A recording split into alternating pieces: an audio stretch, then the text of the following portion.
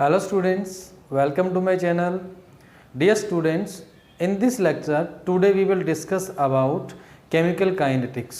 तो इसका जो एक पार्ट है वो ऑलरेडी हम अपलोड कर चुके हैं और उसमें हम रेट ऑफ रिएक्शन और जो उससे रिलेटेड छोटे छोटे कुछ टॉपिक थे, एक्सप्रेशन वगैरह जो हैं वो हम कर चुके हैं और वो पार्ट आपका अपलोड हो चुका है। अगर आपने वो नहीं देखा है तो फर्स्ट पार्ट ज़रूर देखें। उसके बाद हम चलते हैं आगे सेकंड पार्ट पे। उससे पहले अगर आपने चैनल को सब्सक्राइब नहीं किया है तो प्लीज़ चैनल को सब्सक्राइब करें और वीडियो पसंद आए तो लाइक करें। अब चलते हैं नेक्स्ट। जो रेट ऑफ रिएक्शन आपने पढ़ा था पहले केमिकल काइनेटिक्स में फर्स्ट वीडियो के अंदर,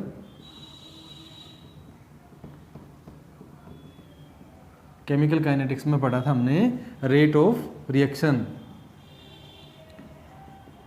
तो रेट ऑफ रिएक्शन को सिस्टमेटिकली हमने डिफाइन कैसे किया था? ये change in the concentration of reactant और change in the concentration of product with time, ये था हमारे लिए रेट ऑफ रिएक्शन।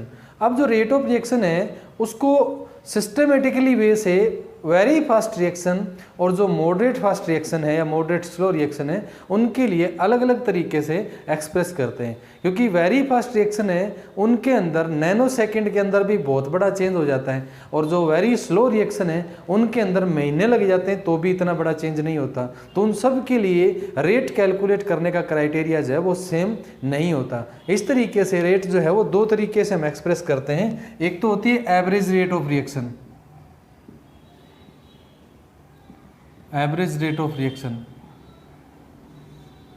और दूसरा होता है इंस्टेंट से इंस्टेंटेनियस रेट ऑफ रिएक्शन। अगर आपके पास वेरी फास्ट रिएक्शन है तो instantaneous rate of reaction calculate करना है और बाकी जो रिएक्शन है उनके लिए हम क्या लेते हैं? Average rate of reaction. तो एवरेज रेट ऑफ रिएक्शन को तो डिफाइन हम कैसे करते हैं? Change in concentration, change in concentration of reactants और change in concentration of product, concentration of product with time, या ऐसे लिख सकते हैं इन टोटल टेकन टाइम। कि कोई रिएक्शन कंप्लीट हुई उसमें टाइम कितना हुआ है वो ले लेते हैं हम। तो जो चेंज था वो था डेल्टा एक्स और divide by delta T. Delta T जो है वो टाइम टेकन है और डेल्टा एक्स है वो चेंज इन कंसंट्रेशन है। ठीक है, अब ये जो वैल्यू ले रहे हैं हम, ये किसके लिए ले रहे हैं? रेट ऑफ रिएक्शन के लिए। अब एग्जाम्पल के तौर पे मेरे पास ये रिएक्शन है R is equal to P, तो इसके लिए delta X divide by delta T is equal to क्या हो जाएगा? Minus rate expression for change in concentration of reactant divide by delta T और change in concentration of product divide by delta T.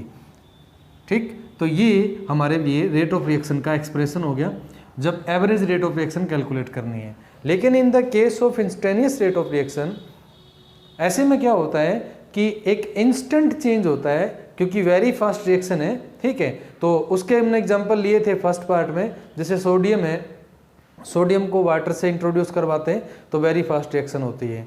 या इसी तरीके से silver nitrate है, उसको क्लोराइड सॉल्यूशन है, कोई भी क्लोराइड आयन का, सोडियम पोटेशियम क्लोराइड, उसमें डालते ही क्विकली वाइट पीपीटी बनता है। तो ये कुछ वेरी फास्ट रिएक्शन के एग्जांपल थे। इनसे जुड़ा हुआ एक जो डेली लाइफ से जुड़ा हुआ क्वेश्चन है उसके बारे में भी हमने जिक्र किया था कि जो गाड़ियाँ होती है जिनके अंदर एयर बैग होते हैं, वहाँ क्या होता है, लिड स्प्लिंट के अंदर हाइड्रोजन जो है ना उसके कैप्सूल होते हैं एक मिक्सचर के साथ। फुल हाइड्रोजन नहीं होती है लेकिन हाइड्रोजन का एक एक्सटेंट होता है पर्टिकुलर एक मिक्सचर के साथ। जैसे ही गाड़ी को धक्का लगता है, टक्कर होती है या इस तरीके कुछ गड़बड़ होती है तो वो एकदम से रिएक्ट करते हैं और एक बड़े अमाउंट में जो गैस है वो जनरेट होती है और एयर बैग खुल जाते हैं और एयर बैग खुलने से हमारी जान बच जाती है। तो वो एक सेफ्टी फीचर है, उसके अंदर भी एक क्विक रिएक्शन ही होती है।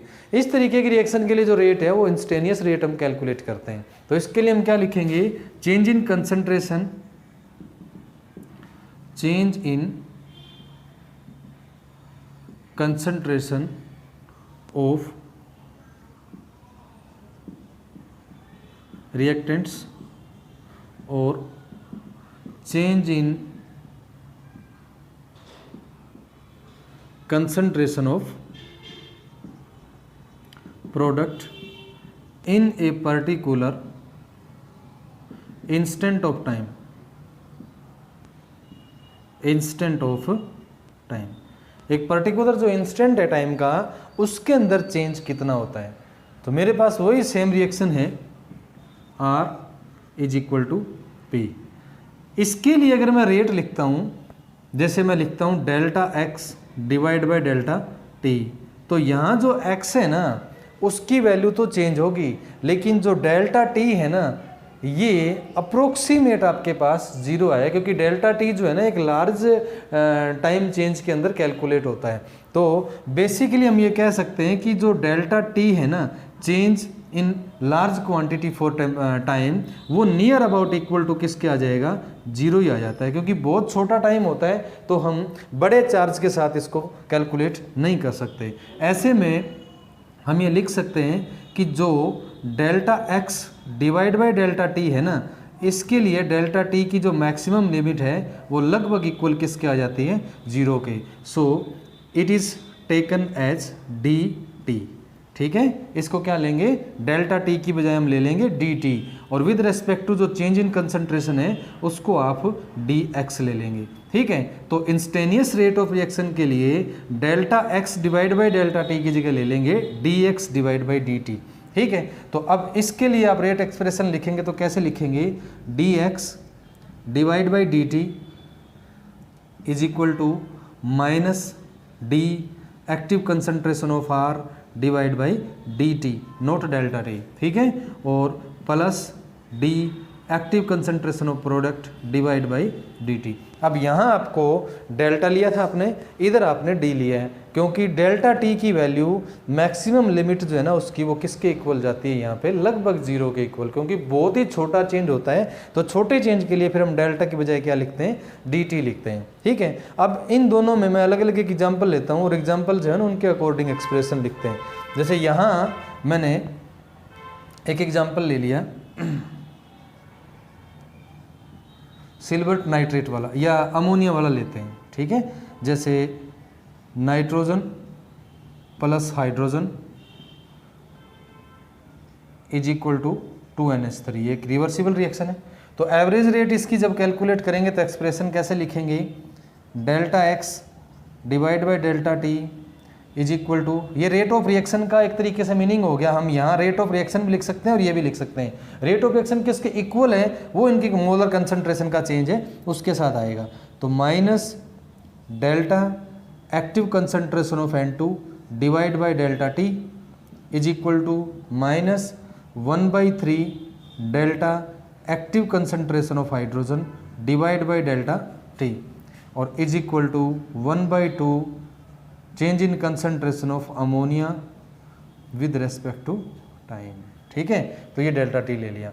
ये आपके पास डेल्टा सिंबल के साथ आई है एवरेज रेट ऑफ रिएक्शन, तो ये तो रिप्रेजेंटेशन हो गया एवरेज रेट का। दूसरा मैं यहाँ एग्जांपल ले लेता हूँ, जैसे मैंने ले लिया 2N2O5 is equal to 4NO2 plus O2। ठीक है, ये इक्वेशन है, तो ये क्विक रिएक्शन है।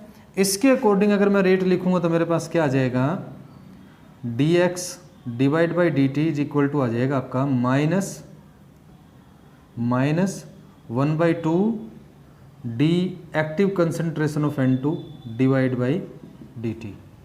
ठीक है, सॉरी N2O5 है ये, N2O5, और is equal to 1/4 D active concentration of NO2 divide by D T, और D active concentration of O2 divide by D T.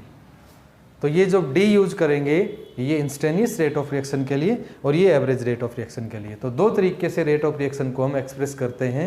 Very fast reaction के लिए अलग होता है और जो मॉडरेट स्पीड रिएक्शन होती है वो उनके लिए अलग होता है। मॉडरेट स्पीड के लिए एवरेज रेट कैलकुलेट करते हैं और वेरी फास्ट और क्विक रिएक्शन जो वायलेंट रिएक्शन है उनके लिए यूज करते हैं इंस्टेनियस रेट ऑफ रिएक्शन। ठीक है, अब चलते हैं आगे कि जो एक्सपेरिमेंटली हम कैलकुलेट करें तो कैसे करते हैं। ठीक है,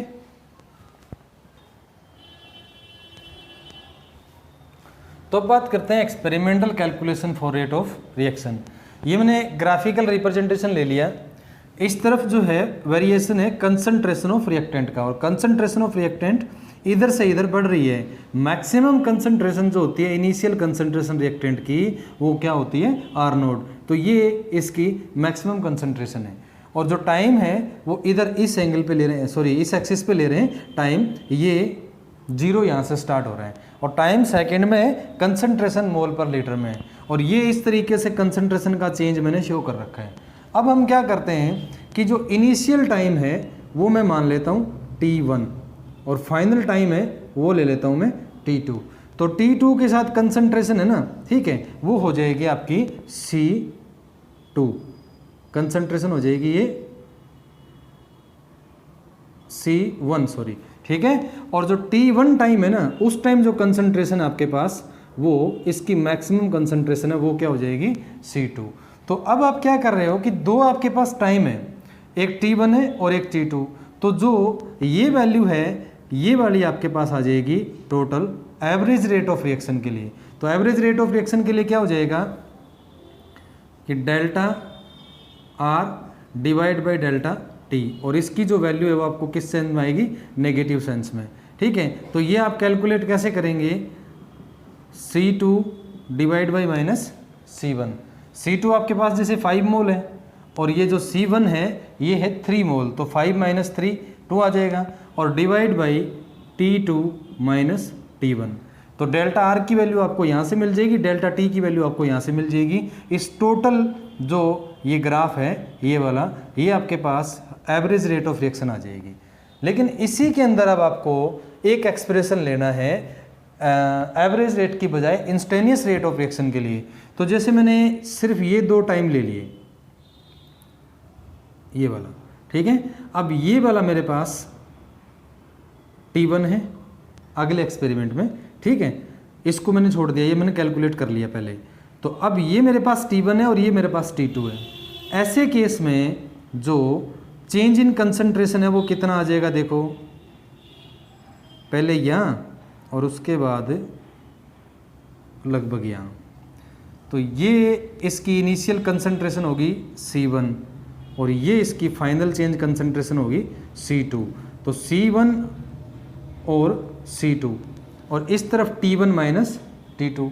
तो अब ये जो वैल्यू आई है ना, ये पर्टिकुलर एक इंस्टेंट के लिए आप रेट ऑफ रिएक्शन कैलकुलेट कर रहे हैं। तो ये वाला जो एक ट्राइंगल बन रहा है ना, इसके लिए जब आप कैलकुलेट करेंगे तो ये आ जाएगा इंस्टेनियस रेट ऑफ रिएक्शन, ठीक है। इंस्टेनियस रेट ऑफ रिएक्शन के लिए आप क्या लिखेंगे, minus D active concentration of R divide by dt, क्योंकि यहाँ चेंज आपने छोटा लेना है, ठीक। तो ये भी कंसंट्रेशन आप इसी तरीके से लेंगे, C2 और C1 दोनों का डिफरेंस ले लेंगे, तो C2 minus C1 divide by T2 minus T1।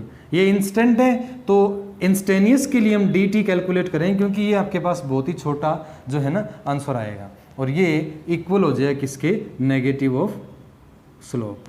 तो इस तरीके से आप जो है एवरेज और इंस्टेनियस रेट एक्सपेरिमेंटली कैलकुलेट कर सकते हैं। ये एक तरीके का ग्राफिकल रिप्रेजेंटेशन हो गया, ठीक है। और एक्सपेरिमेंटल अगर आप लैब में कर रहे हैं तो एग्जांपल ले सकते हैं पोटेशियम आयोडाइड का, या इस तरीके कोई ऐसे एग्जांपल जिसमें डिसअपीयरेंस हो रही हो कोई केमिकल के अंदर कलर का, या फिर अपीयरेंस हो रहा हो। तो अपीयरेंस और डिसअपीयरेंस है उसके अकॉर्डिंग स्टॉप क्लॉक लेगी, और आप अलग अलग time of disappearance with time calculate करेंगे, तो रेट ऑफ रिएक्शन जो है वो कैलकुलेट हो जाती है, ठीक है। तो इस तरीके से आप रेट ऑफ रिएक्शन को एक्सप्लेन करते हैं और कैलकुलेट करते हैं। अब चलते हैं आगे।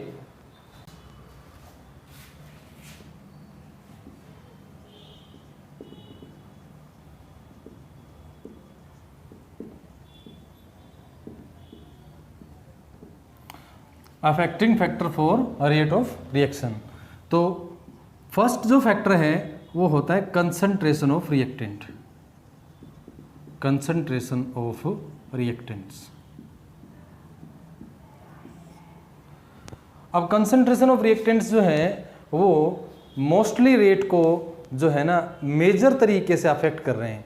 कैसे, जैसे एक छोटा सा एग्जांपल लेते हैं कि आप एक लकड़ी जला रहे हैं और लकड़ी अगर आप एयर की प्रेजेंस में जला रहे हैं तो उसकी स्पीड अलग होगी, और अगर आप प्योर ऑक्सीजन की प्रेजेंस में जला रहे हैं तो क्या होगा, उसकी रेट और ज़्यादा फास्ट होगी। क्यों? क्योंकि वहाँ पर ऑक्सीजन की कंसंट्रेशन बेसिकली एयर की बजाय क्या होगी, ज़्यादा। जितना ज़्यादा रिएक्टेंट की कंसंट्रेशन है, रेट ऑफ रिएक्शन के फास्ट होने के चांस उतने ही ज़्यादा है। क्योंकि पर्टिकुलर आपने जिस कंटेनर में जो रिएक्टेंट्स लिए ना, ठीक है, अब यहाँ गैसियस प्रोडक्ट ले लिया आपने इस तरीके से, तो ये जितने ज़्यादा नंबर ऑफ पार्टिकल या मॉलिक्यूल होंगे ना, इनके बीच में कोलिजन्स होने के चांस उतने ही ज़्यादा हैं, और जितने ज़्यादा कोलिजन्स पर यूनिट वॉल्यूम होंगे, इफेक्टिव कोलिजन भी उसके ही ज़्यादा चांस है, और इफेक्टिव कोलिजन होंगे तो प्रोडक्ट बनेगा।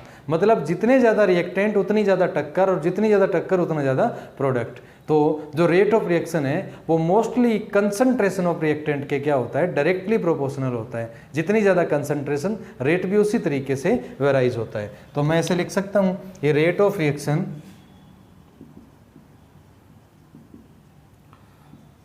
Is directly varies with concentration of reactants. ठीक है, जितनी ज़्यादा कंसंट्रेशन की रिएक्टेंट की कंसंट्रेशन होगी, जो रेट है वो उतनी ज़्यादा क्या होगी, फास्ट। दूसरे नंबर पे यहाँ हम बात कर लेते हैं टेम्परेचर की।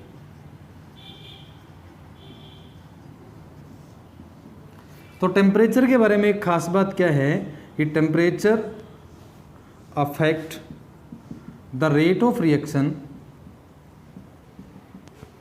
According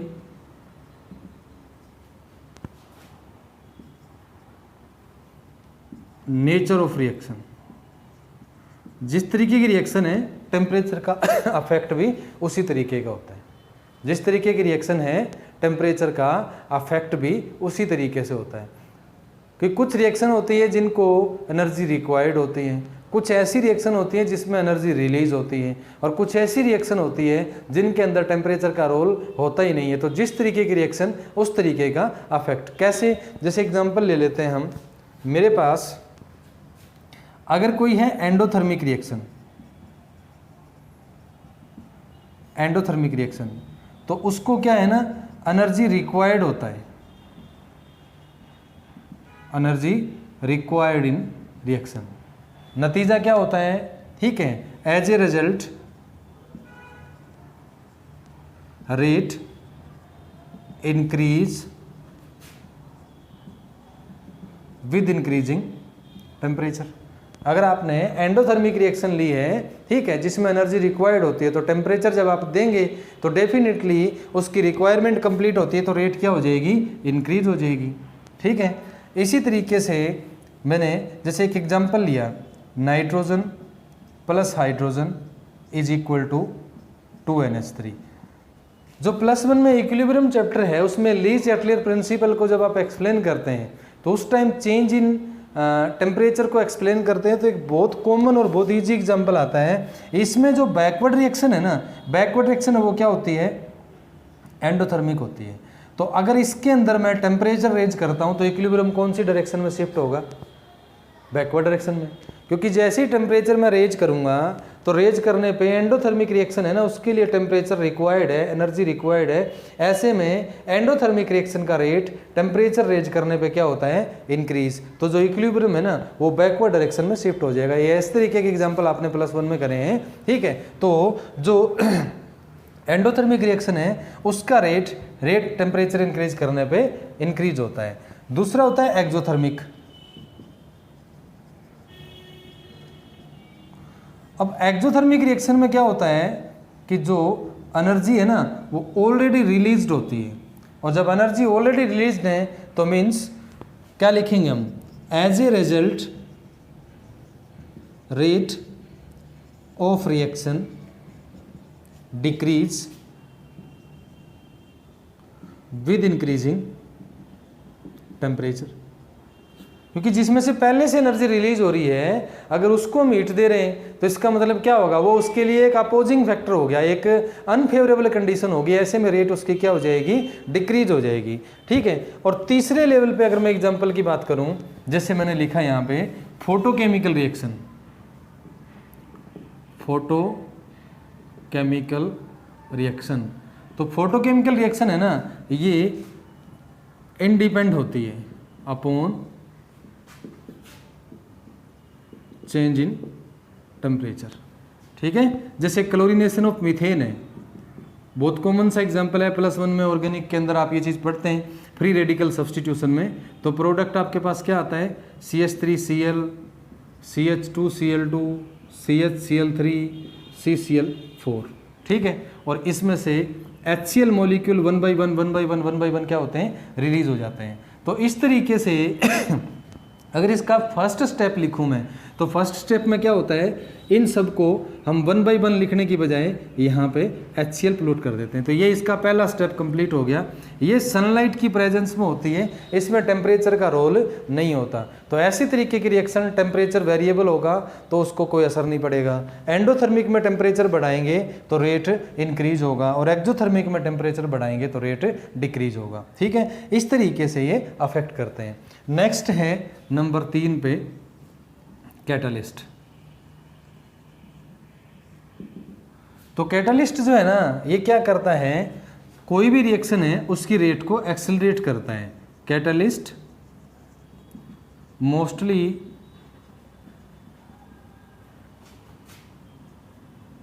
accelerate the rate of reaction by decreasing activation energy, ठीक है। ये इसका जो इफेक्ट है वो हम आगे और पढ़ेंगे एक्सप्लेनेशन में, जब एक्टिवेशन एनर्जी का टॉपिक आएगा तो आपको ये चीज़ अच्छे से समझ में आएगी। कैटलिस्ट क्या करता है कि जो एक्टिवेशन एनर्जी उसको डिक्रीज करता है, और एक्टिवेशन एनर्जी डिक्रीज होने से क्या होता है, जो रेट है वो फास्ट हो जाती है। लेकिन एक बात खास है कि कैटलिस्ट कभी भी किसी रिएक्शन को इनिशिएट नहीं कर सकता, ये सिर्फ जो रिएक्शन है उसकी रेट को चेंज कर सकता है, बढ़ा सकता है। और कैटलिस्ट जो होता है, ठीक है, इसके ऊपर एप्लीकेबल होते हैं कैटलिस्ट प्रमोटर और कैटलिस्ट पॉइजन। अगर कैटलिस्ट प्रमोटर यूज करेंगे तो इसकी एक्टिविटी और ज़्यादा बढ़ जाएगी, और कैटलिस्ट पॉइजन यूज करेंगे तो कैटलिस्ट पॉइजन से कैटलिस्ट की एक्टिविटी जो है वो घट जाती है, ठीक है। तो कैटालाइसिस के बारे में और कैटलिस्ट के इफेक्ट के बारे में हम फर्दर इस रिएक्शन के अंदर इस चैप्टर में और पढ़ेंगे इसके बारे में, ठीक है। उसके बाद है प्रेशर। तो जो प्रेशर है वो सिर्फ गैसियस रिएक्शन है उनके ऊपर अप्लाई होता है। ये गैसियस रिएक्शन पे अप्लाई होता है, और मोस्ट ऑफ गैसियस रिएक्शन के अंदर जब आप प्रेशर बढ़ाते हैं तो पार्टिकल एक दूसरे के नज़दीक आते हैं। जब नज़दीक आते हैं तो उनसे प्रोडक्ट बनने के चांस विद इफेक्टिव कोलिजन ज़्यादा हो जाते हैं, ठीक है। तो एक मैक्सिमम लिमिट तक प्रेशर इंक्रीज करने से गैसियस रिएक्शन का रेट जो है वो क्या होता है, इंक्रीज होता है, ठीक है। अब चलते हैं आगे। नेक्स्ट है स्पेसिफिक रिएक्शन रेट और रेट कांस्टेंट, ठीक है। तो देखो इसके लिए हम क्या करेंगे कि मेरे पास कोई भी रिएक्शन है, जैसे ये R = P है, और ये हमें पता है कि जो चेंज इन कंसंट्रेशन होता है रिएक्टेंट्स या फिर प्रोडक्ट्स के लिए, तो change in concentration of reactant और change in concentration of product with time is taken as rate of reaction. तो ऐसे में अगर मैं यहाँ लिखूँ तो मैं ऐसे लिख सकता हूँ, rate of reaction is directly proportional to concentration of reactant. क्योंकि अभी अफेक्टिंग फैक्टर में हमने ये चीज़ पढ़ी है कि जो कंसंट्रेशन ऑफ रिएक्टेंट है, रेट ऑफ रिएक्शन उसके डायरेक्टली प्रोपोर्शनल होता है। तो रेट ऑफ रिएक्शन के लिए मैंने क्या लिखा, जो सिंबल आप ले रहे हो वो dx/dt इंस्टेनियस रेट के लिए is equal to active concentration आप क्या ले रहे हो, R। Active concentration of reactant क्या ले रहे हो, R। अब ऐसे में जब प्रोपोर्शन का साइन आप रिलीज करते हैं तो dt इज इक्वल टू आ जाएगा K into active concentration of R, where K is a proportionality constant and known as reaction rate constant, ठीक है। अब इसमें लिखें कि when concentration of reactant is taken as unity then, अगर आप एक्टिव कंसंट्रेशन ऑफ रिएक्टेंट को 1 ले लेते हैं तो रेट कैसे लिखेंगे, rate of reaction is equal to K into 1। तो ऐसे में ये मेरे पास क्या है, रेट ऑफ रिएक्शन, और ये क्या हो जाएगा, रेट कांस्टेंट। जिस टाइम एक्टिव कंसंट्रेशन यूनिटी होती है उस टाइम रेट ऑफ रिएक्शन और रेट कांस्टेंट दोनों के क्या हो जाते हैं, इक्वल। तो इस रेट को बोलते हैं स्पेसिफिक रिएक्शन रेट। क्या बोलेंगे, स्पेसिफिक रिएक्शन रेट, और ये हो जाएगा रेट कांस्टेंट। ठीक है, तो इस चीज़ को आपने ध्यान रखना है। यानी कि मैं अगर ऐसे लिखूं यहाँ पे स्पेसिफिक रिएक्शन रेट को डिफाइन करूं तो कैसे करूंगा, rate of reaction at which concentration of reactants taken as unity। तो वो वाला रेट जो है ना वो क्या हो जाएगा, स्पेसिफिक रिएक्शन रेट। और स्पेसिफिक रिएक्शन रेट है वो इक्वल होता है रेट कांस्टेंट के। तो रेट कांस्टेंट को भी ऐसे ही डिफाइन कर सकते हैं। ठीक है, ये रेट कांस्टेंट क्या होता है, rate of reaction as which concentration of reactant is taken as unity. ठीक है, तो ये इस तरीके से आप रेट कांस्टेंट को डिफाइन कर सकते हैं। उसके बाद जो प्रॉपर्टीज़ हैं रेट कांस्टेंट की वो आपके लिए इम्पोर्टेंट है। तो प्रॉपर्टी रेट कांस्टेंट की फर्स्ट क्या होगी, रेट कांस्टेंट के is independent upon change in concentration. जो रेट कांस्टेंट है वो कंसंट्रेशन चेंज होने के साथ वेरिएबल नहीं होता है, कंसंट्रेशन चेंज का उसके ऊपर कोई असर नहीं पड़ेगा। और दूसरा, रेट कांस्टेंट के is fully dependent on change in temperature, change in temperature. Commonly